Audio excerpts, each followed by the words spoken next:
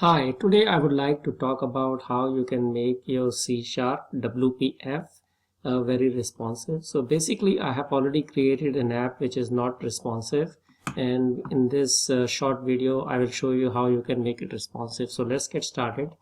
I have a function which basically measures time, and it has a stopwatch, and it starts the stopwatch, stops the stopwatch, and it displays a string in a text window. How many milliseconds have passed, and you can see this display string function is just this. It appends the string.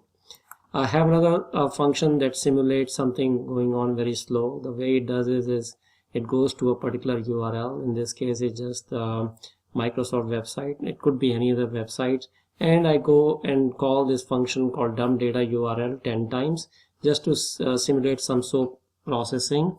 And that dump data URL takes this URL and gets the HTML from the websites and dumps into the console. So, and all I have in on a button click, I just call this function serial, and then it once the serial function returns, it displays we are here and responsive. So let's start this program, and I'll show you something here. So when I click the button, I cannot do anything. It seems like it's all hung, and after it's all done, it says it's called the serial for, and then it says we are back here, and now it's responsive. And you can see the HTML that it acquired from the Microsoft.com website printed a few times here. So that's all it is. But now our question is, how can we make it more responsive and also parallelize it? So I'm going to do that. So let's just make those changes, and they're pretty straightforward changes. One thing I would like to do is in this measure function, I would like to be able to give it as a parameter function, and then just kind of time it.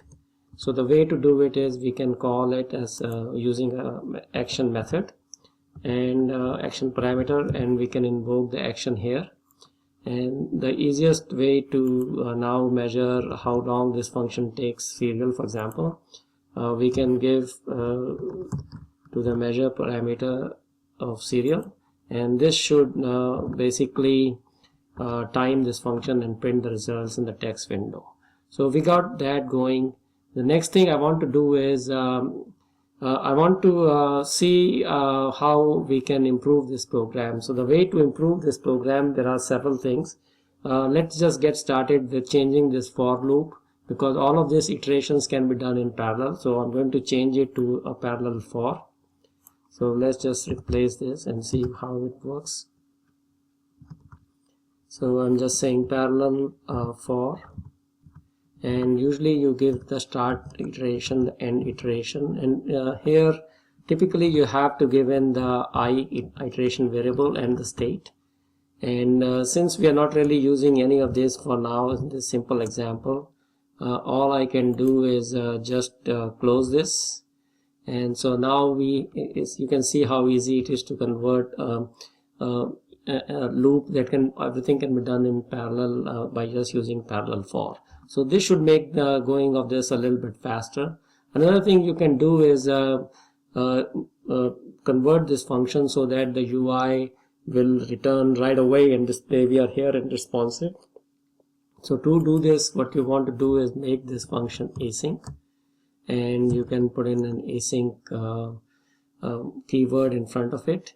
And here you can see the squiggly lines come as it must have an await operation. So typically you can do it through various ways, but I'm just going to await on a task. And the way I'm going to convert this is to await.task.run, and I can just give it a lambda function here.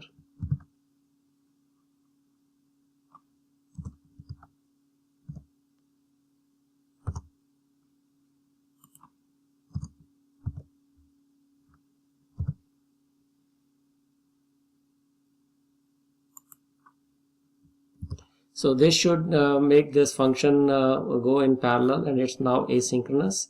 So everything looks pretty good. It should come back here, and let's see what happens if I just try to build it and everything else.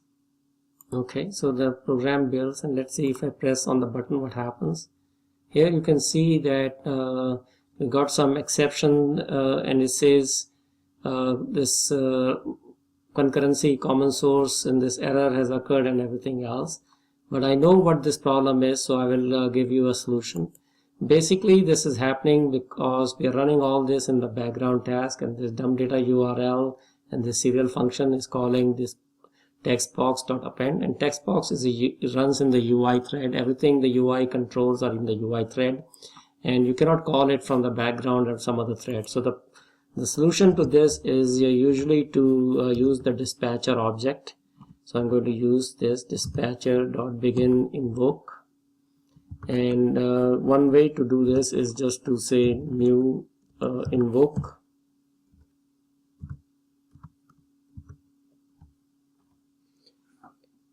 and here you can create a new action,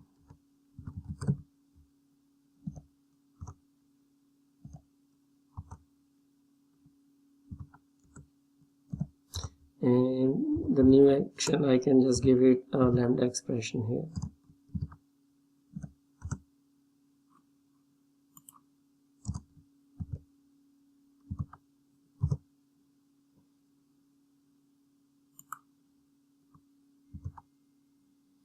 So this should now build, and I'm going to start building it. Let's see what happens. So now you can see that it comes back right away and is very responsive, and time elapsed is wrong because we are just not measuring the time when it comes back right away. So, but this is how you can make your WPF and Windows Forms app very responsive. So let me go over and recap what I have told you how to do.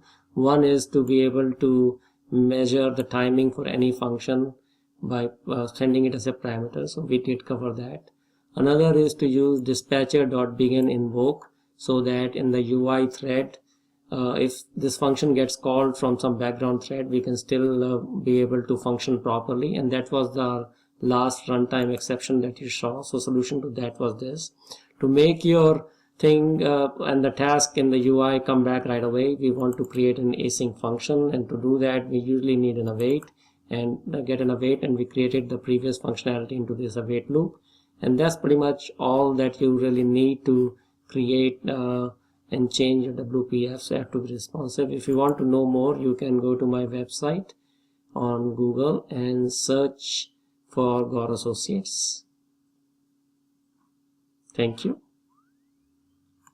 So I'm just going on Google and searching for Gore Associates, and you can go to my website and learn this and other functions and other things. Thank you for a short time.